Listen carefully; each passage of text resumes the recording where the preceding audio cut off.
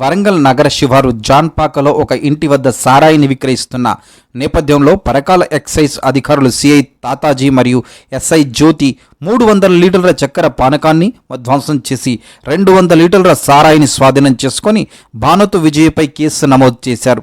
గతంలో వీరిపై అనేక కేసులు పెట్టినప్పటికీ బైండోవర్లు చేసినప్పటికీ వారి తీరు మార్చుకోకుండా అదే పనిగా సారాయి తయారు చేసి విక్రయిస్తున్నారని, ఈ నేపథ్యంలో సిఐ తాతాజీ ఏవీ న్యూస్ తో మాట్లాడుతూ సారాయి బట్టీలను పెట్టి విక్రయిస్తే ఉపేక్షించలేదని, ఎంతటి వారినైనా క్షమించమని, లా అండ్ ఆర్డర్ ప్రకారం శిక్షలు విధిస్తామని, ఆయన మారకపోతే రిమాండ్ కు తరలిస్తామని, ప్రభుత్వం విధించే జరిమానాలను సైతం విధిస్తామని హెచ్చరించారు. ప్రభుత్వం అనుమతులు లేని ఈ సారాయిని ఎవరు తాగకూడదని తెలిపారు. ఈ ఆపరేషన్ లో సిఐ తాతాజీ, ఎస్ఐ జ్యోతి, కానిస్టేబుల్ తదితరులు పాల్గొన్నారు.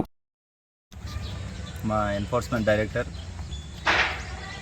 కమలాసన్ రెడ్డి గారి ఆదేశాల మేరకు స్పెషల్ డ్రైవ్ అనేది కుటుంబాన్ని మొత్తాన్ని నిర్మూలించడానికి నడుస్తూ ఉంది. ఆ డ్రైవ్లో భాగంగా మా డిప్యూటీ కమిషనర్ అంజన్రావు గారు, మా ఎక్సైజ్ సూపరింటెండెంట్ అరుణ్ కుమార్ గారి ఆదేశాల మేరకు మేము పెద్ద ఎత్తున గీసుకొండ మండలంలో రైడ్ చేయడం జరుగుతుంది. ప్రతిరోజు కూడా స్పెషల్ టీమ్స్ పెట్టి, అందులో భాగంగానే ఈరోజు నేను సిఐ తాతాజీ అట్లాగే ఎస్ఐ జ్యోతి మా సిబ్బంది కలిసి ఈరోజు జాన్పాక్ ఏరియాలో రైడ్ చేయడం జరిగింది.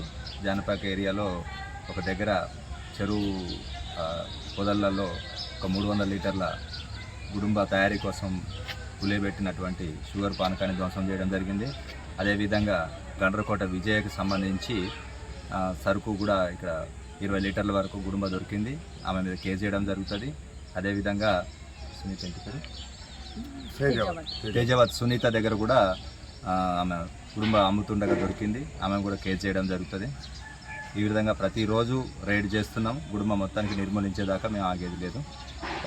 పబ్లిక్ ఎవరైనా ఇన్ఫర్మేషన్ ఉంటే మాకు ఇవ్వాల్సిందిగా కోరుతాం. అంటే గతంలో కూడా వీళ్ళ పైన కేసులు పెట్టడం జరిగింది, బైండ్ ఓవర్ కూడా చేయడం జరిగింది. అది బైండ్ ఓవర్ అంటే వాళ్ళ కొద్దిగా చిన్నగా, అంటే ఈ అత్తగారింటికి పోయి వచ్చినట్టు అటు పోయి ఆ మెజిస్ట్రేట్ ముందు హాజరు కావడము, మళ్ళీ రావడము, ఏదా రాజా తదా ప్రజలాగా మారుతుంది వీళ్ళ రీతి. విషయం ఏంటంటే బైండ్ ఓవర్ చేసినప్పుడు మొదటిసారి వీళ్ళకి 50,000 ఫైన్ కట్టడం జరిగింది. వీళ్ళు 50,000, ఒకసారి 1,00,000, ఒకసారి 50,000 ఫైన్ కట్టియడం జరిగింది. ఫైన్ కట్టినా కూడా వాళ్ళకు మార్పు రావడానికి ఉద్దేశంతో గత 15 రోజుల క్రితం వీళ్ళని రిమాండ్కి పంపడం జరిగింది.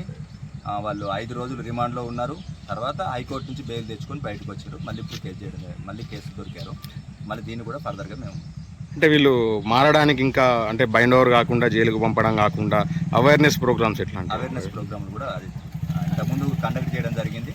మన గీసుకొండ పోలీస్ స్టేషన్లోనే ఈ మండలికి సంబంధించిన వాళ్ళందరినీ పిలిచి అక్కడ అవేర్నెస్ ప్రోగ్రామ్ కండక్ట్ చేయడం జరిగింది. మళ్ళీ కూడా ఇట్లాంటి ఫర్దర్గా కూడా చేపడతాం. అంటే గత ప్రభుత్వాలు, అంటే ఇప్పుడు పాలక ప్రభుత్వాలు కానీ గత ప్రభుత్వాలు కానీ ఈ గుడాంబ అమ్మే వాళ్ళు ఎవరైతే ఉన్నారో వాళ్ళకు ఆర్థిక సాయం కింద మోటార్ సైకిల్, అంటే ఆటోలు ఇవ్వడం కానీ, లేకపోతే వాళ్ళకి ఏదైనా దారి చూపించడం, ఇప్పుడు అట్లాంటివి ఏం కనబడతలేవు సార్. అంటే దాని మీద కొద్ది సంవత్సరాల క్రితము ప్రభుత్వం ఒకటి ప్రకటించింది. 2 లక్షల రూపాయలు గుడుంబ మానేసిన వాళ్ళకి రీహాబిలిటేషన్ స్కీమ్ కింద ఇచ్చిండ్రు. మళ్ళీ కూడా అట్లాంటి స్కీమ్ వచ్చే అవకాశం ఉంది. ఇంకా ఆ స్కీమ్ని అనౌన్స్ చేయలేదు. వస్తే దాన్ని కూడా ఇంప్లిమెంట్ చేసి